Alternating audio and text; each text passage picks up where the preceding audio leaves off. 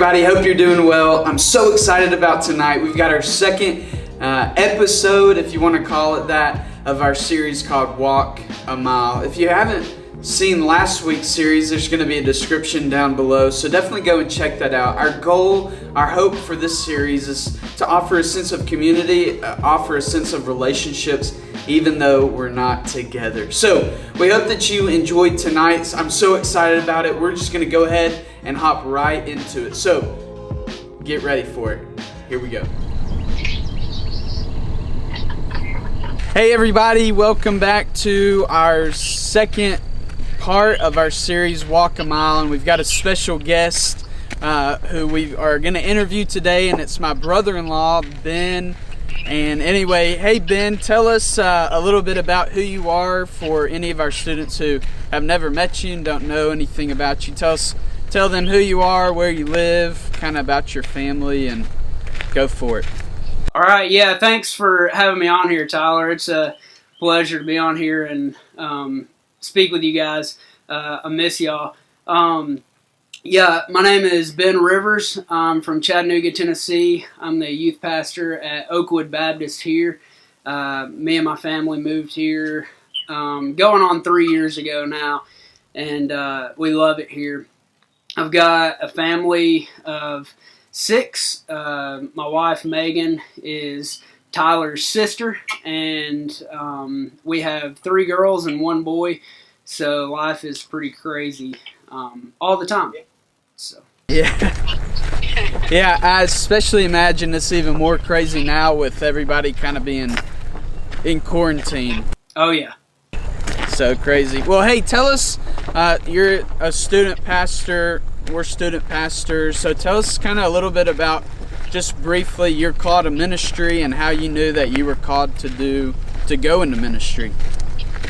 So the first time that I ever felt the call to ministry was when I was in high school. Me and my church went on a mission trip to Michigan, and I really felt the Lord calling me into ministry on that trip. And I kind of thought for a long time that I would go into ministry at some point, but whenever I went to college at Union University, I started as a music major, found out real quick I didn't want to do that, and then so I switched over to a business degree. I ended up getting a job at Coca-Cola, and so I was doing really well there, and I just kind of had my sights set on being in business and moving up in the company at Coca-Cola. And we were very comfortable there. My wife was working. I was making good money. And I had a career path ahead of me that looked promising. And a job opened up, and I was supposed to put in for it and had pretty good chances of getting it. And I just, driving down the road in the Coke truck, I can remember it plain as day right now. I just had an unsettling feeling in my gut, and I felt the Lord saying, Ben, you're not supposed to be at Coca-Cola. I have other plans for you. And so I wrestled with God over that for a while, and really kind of fought back and forth with him. I would say things like, I'm not good enough to do it. I can't speak well enough. I don't know enough about the Bible. All these things, and I just kept feeling the Lord saying, Ben, you're called to full-time ministry. And so finally I said something to Megan about it, and we started praying through it together, and both had the same sense of peace in the decision to surrender to full-time ministry. And so we did that, not really knowing what it would look like or where we would end up, but we did that, and then things just went really fast, and we ended up in our first ministry position about a month after that. So that was my call to ministry there. Yeah, man, that's so good to, and it really kind of shows that God is He's so much bigger than sometimes we think he is, and he can equip us. If he's called us, he can equip us. So that's so good. Well, hey, tell us about how this kind of coronavirus has affected your ministry. So everybody's kind of on lockdown. So what are some of the things that you've seen God do, and just kind of how's ministry going being on lockdown? It's crazy, man, because it's made us all everybody in ministry. It's made us like rethink how we do ministry, and it's very weird as a youth pastor. Tyler, I know you're the same way. Like, we're very relational in our ministry, and like we know the importance of having relationships with people and loving people. And so it's been really different not being able to see my students all the time and not being able to run grab Wendy's or Popeyes or something. So it's been different. But the good news is that it's really kind of forced us all into using different means to minister to people. And I've gotten to see ministry to a different set of people because of that, because we're not kind of doing it in our own little bubble. So that's been neat. That's awesome. Really causes us to be even more intentional with our time and relationships. So that's good. Hey, tell us, just real quickly, tell us about how this coronavirus has affected you and really your family. Yeah, that's also been kind of weird because we're stuck at home. You know, everybody's stuck at home right now, and we can't gather together. I'll tell you one thing, I've been so thankful for warm weather and sunshine. We have been at the house a lot. We haven't left the house really, but I've been thankful that we've been able to come out in the backyard and hang out and play. So that's been a big deal for everybody right now, trying to figure out what to do at home. Everybody's bored. But a couple of cool things is, like, it's allowed me to be around my family a lot. And so it's been really good. Like, I can tell my 1-year-old Jack, he has really clung to me since I've been home more. So that's been awesome. Another thing, a way that it's affected our family, around the middle of March, we were all exposed to the virus. And then within about a week and a half later, we had all started experiencing symptoms. So we had to turn around. We ran out of space. Some dogs were barking. So anyway, hey, so Ben, tell us about what it's been like to have coronavirus. I mean, we see this on the TV, we see it on Facebook, we see it everywhere we turn. We see this coronavirus, but tell us what it's been like to have it, some of what you've experienced, and also tell us a little bit about how it's been to see your family have it as well. It's been kind of rough, which I will say our symptoms have been pretty mild. I know, like, I consider my family a young and healthy family, no underlying health conditions. I know that probably most of you have heard about that kind of stuff on the news and media and stuff, where healthy people have less symptoms typically. It kind of started with us, with all of us, with like a little cough in our chest and a little tickle in our chest there. Felt kind of weird, like we had to cough, but there was nothing really to cough up. And so it started with that and then got worse and worse. And I would say that last week was probably our worst week with it.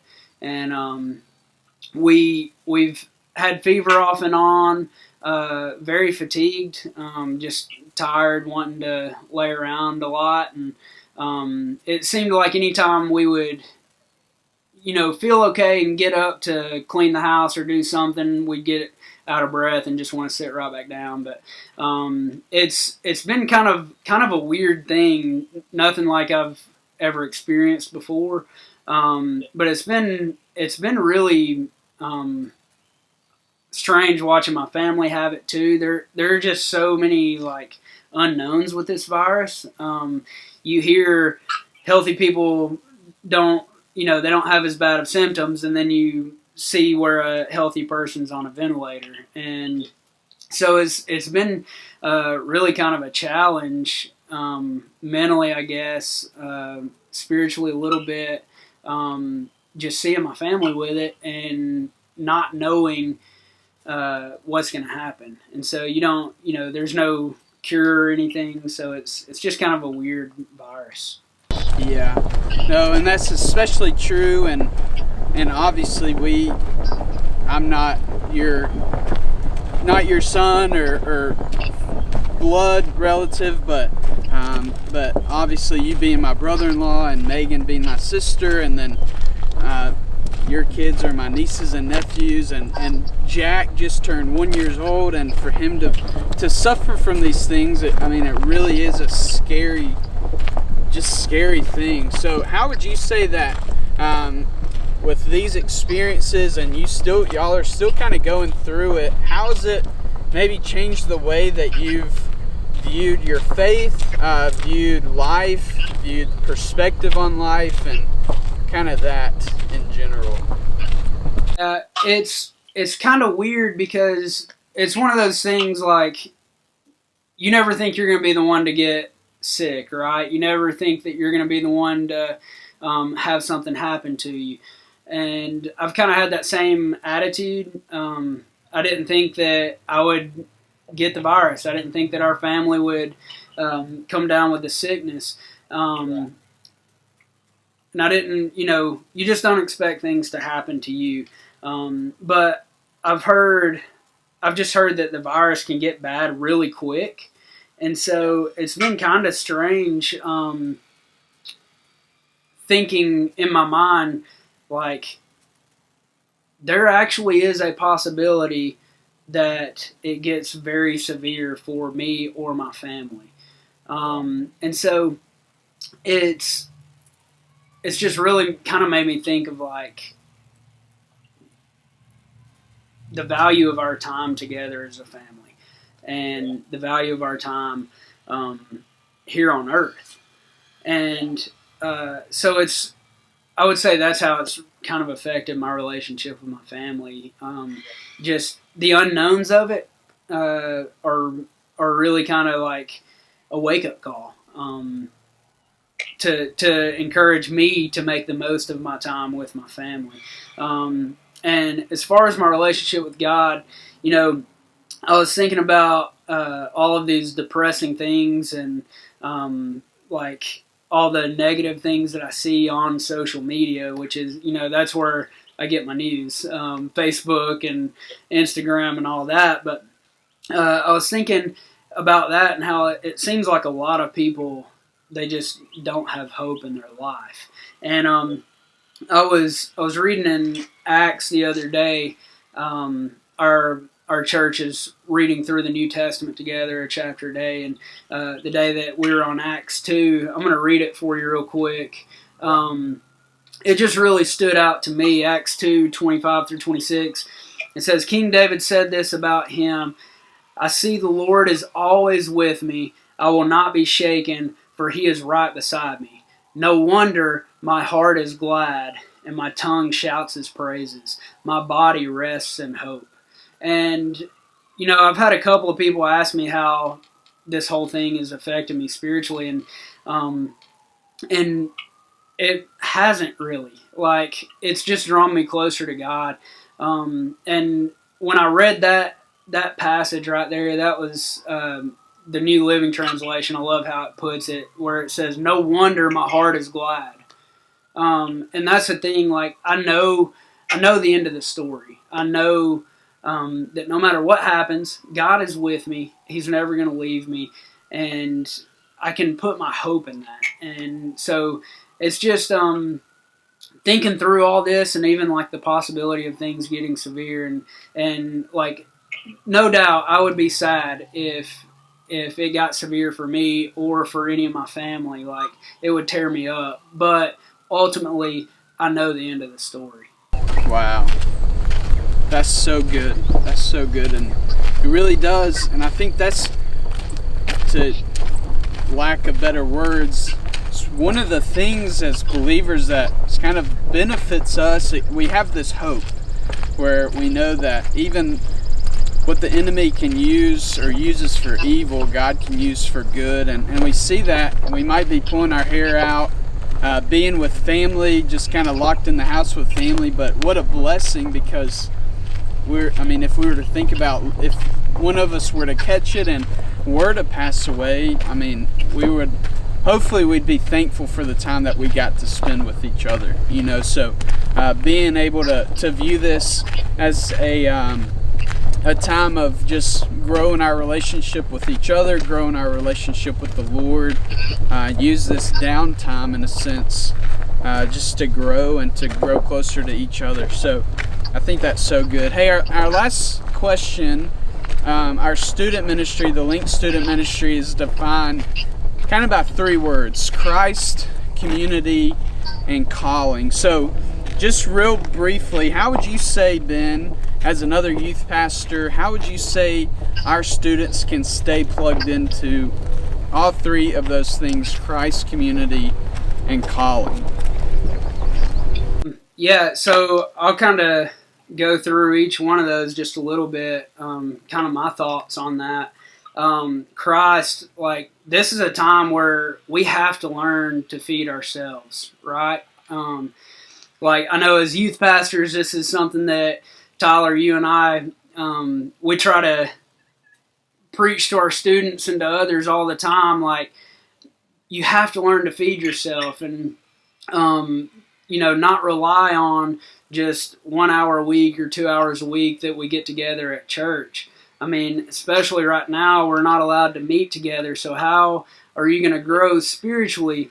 You have to learn to feed yourself. And you do that through worship, and not just talking about singing a song.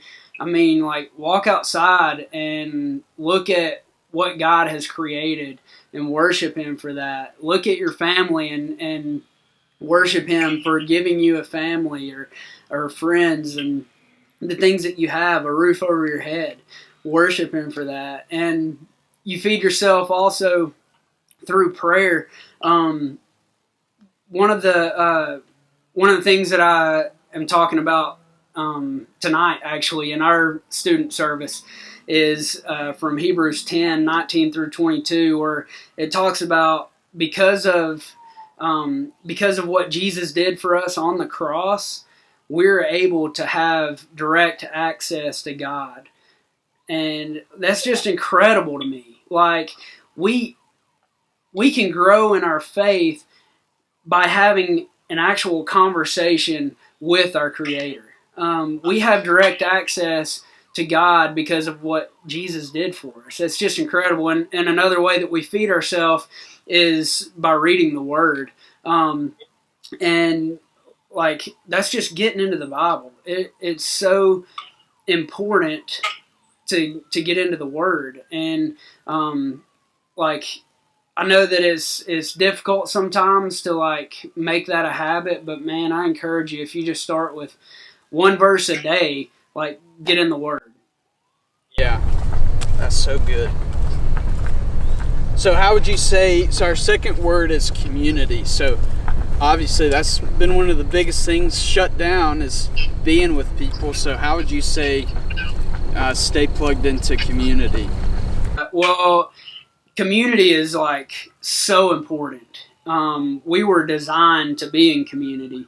And especially right now during this time, it's just so important to stay connected.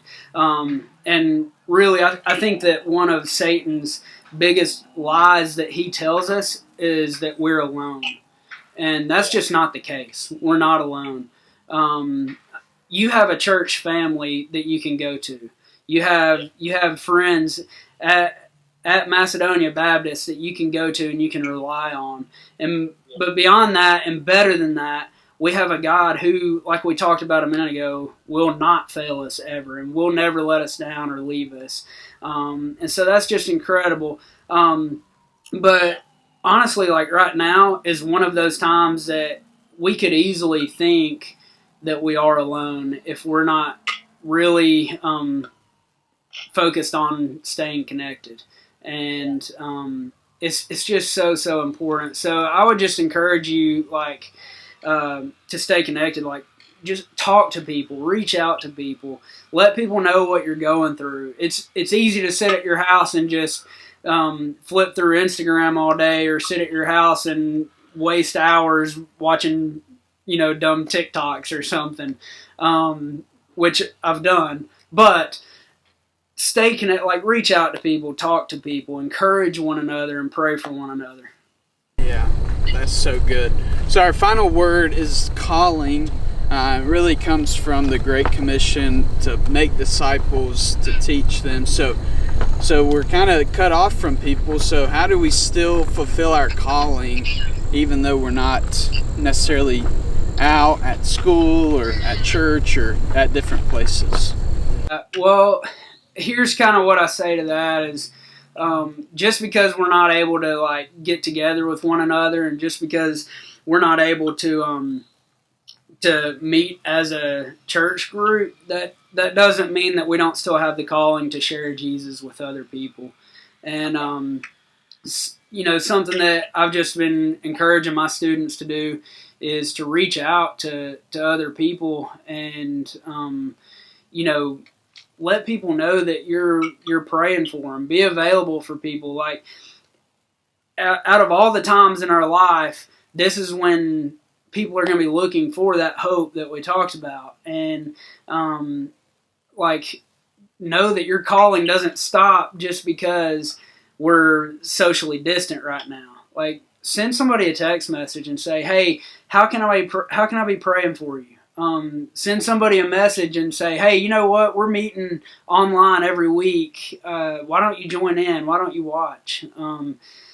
Send somebody a message and share the gospel with them. Hey, God's really put you on my heart. How many times during a day does somebody cross your mind and you don't do anything about it? I think a lot of times that's the Holy Spirit leading you to reach out to somebody. I can't tell you how many times somebody's crossed my mind that I haven't thought about in years, and I actually messaged them and said, "Hey, I'm just thinking about you today. I want you to know I'm praying for you." And they've come back with something like, "Man, you have no idea what I've been going through. I so appreciate the prayers."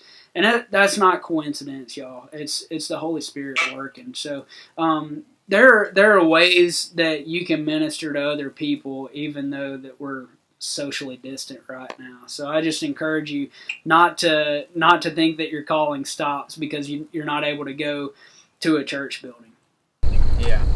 No, I think that's so good and so wise, and you hit it. It's what better time to fulfill our calling than this time where there seems like there's no hope, when there seems like there's no future, really. So, hey, Ben, thank you so much for being a part of our second part of Walk a Mile series, where we're just trying to have real conversations with real people, and I'm really out of breath because I've been walking for this whole time. So, but anyway, thank you so much for your wisdom and for what you do and for how you play an impact. Here, I really appreciate it. It was an honor to be with you guys. Yeah. So, all right. Hey, thanks so much, Ben.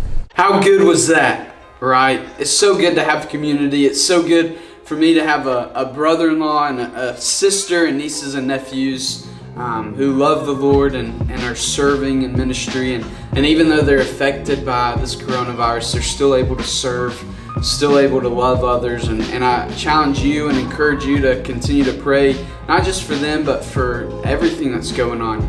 Hey, before we go, we've got a couple of quick announcements. Number one, we've got beach camp signups going on right now. Beach camp is in July, so go ahead and sign up for it. If you go to NBCJackson/youth, you can scroll down and you'll see the section about beach camp. There's a Google Doc there, and you can sign up there. You don't have to pay or anything like that, but you just go on there, hit that Google Doc and fill out your name and some information just so that we can know who wants to go. We've got a limited number of spots, so you need to go ahead and sign up. So it's first come, first serve. Your deposits are due by June the 7th. It's getting close, okay? So go ahead and sign up. Number 2, we've got Kid Extreme signups going on right now. Youth, we need you to sign up to help with Kid Extreme. We can't do it without you. If you were able to be a part of Kid Extreme last year, you know how much fun it is, and this year is going to be even better, and we promise you that. So go ahead and sign up. Hey, we miss you, we love you, and we'll see you later. Let us know how we can be here for you.